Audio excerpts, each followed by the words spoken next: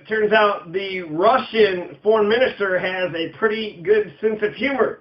The Russian foreign ministry, they put out an official joke where they had an automated recording telling any of the incoming callers to just press 1 if you want to call from a Russian diplomat to your political opponent, press 2 to use the services of Russian hackers, and press 3 to request election interference. So a federal judge out of Louisville is taking a stand against Donald Trump. This is David Jason Hale, and David Jason Hale was actually the federal judge who had presided over my anti-police brutality case. And it was very clear that he was biased. He was definitely biased. For one thing, he wouldn't allow the medical bills to be, entered into the record. So it's okay, to put all this sort of smear campaign into it, into the trial. That's okay. Go ahead and have like videos that have nothing to do with it. You can go ahead and put that, but don't put the video where, I'm talking about the thing and the injuries had just happened recently. And you can't mention that, and then you can't talk about the medical bills.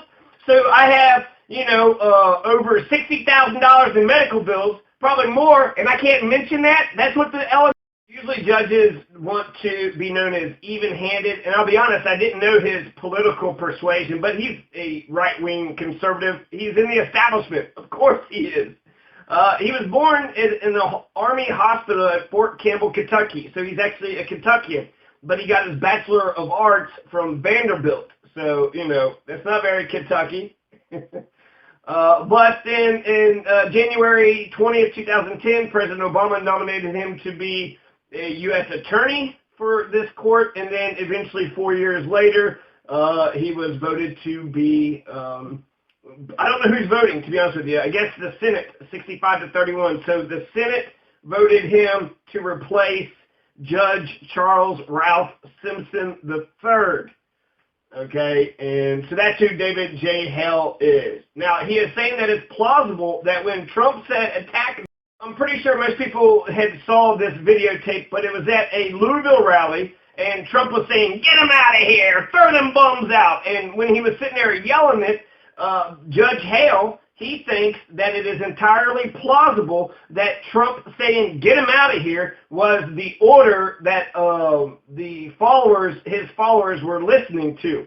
And so therefore, they're saying that his free speech argument is null and void. I'm a free speech advocate, so actually I'm against this, but then I'm also, I don't like Trump either. So basically Judge Hale saying that this case can go forward, that there is enough evidence that a jury will have to determine whether or not that Trump's orders were, forced these two white supremacists and this other douchebag to attack some of the protesters.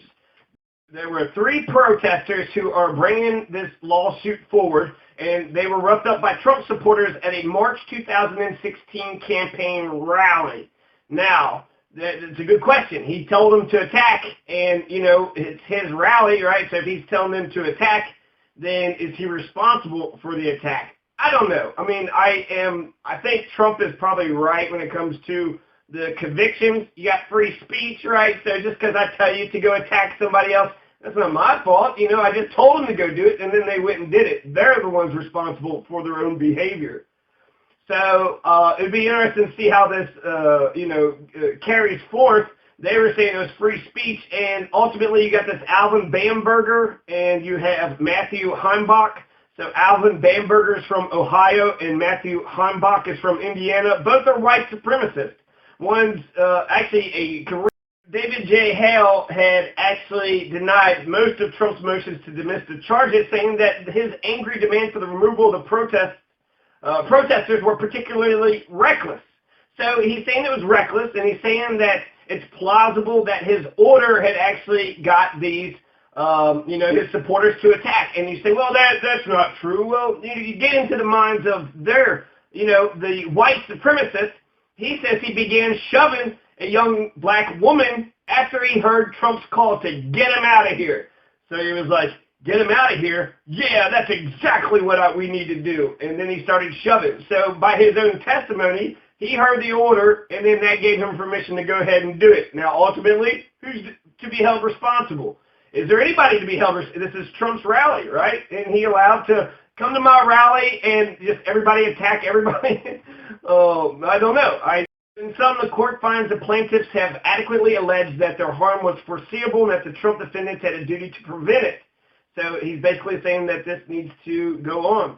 So just repeating some of the stuff, the words themselves are repulsive. They're relevant to show the atmosphere in which the alleged events occurred. So they're saying all the, racial and sexist and ethnic slurs. But ultimately, again, you have Bamberger. He says that he physically pushed the young woman down the aisle towards the exit after Trump kept saying, get them out, get them out.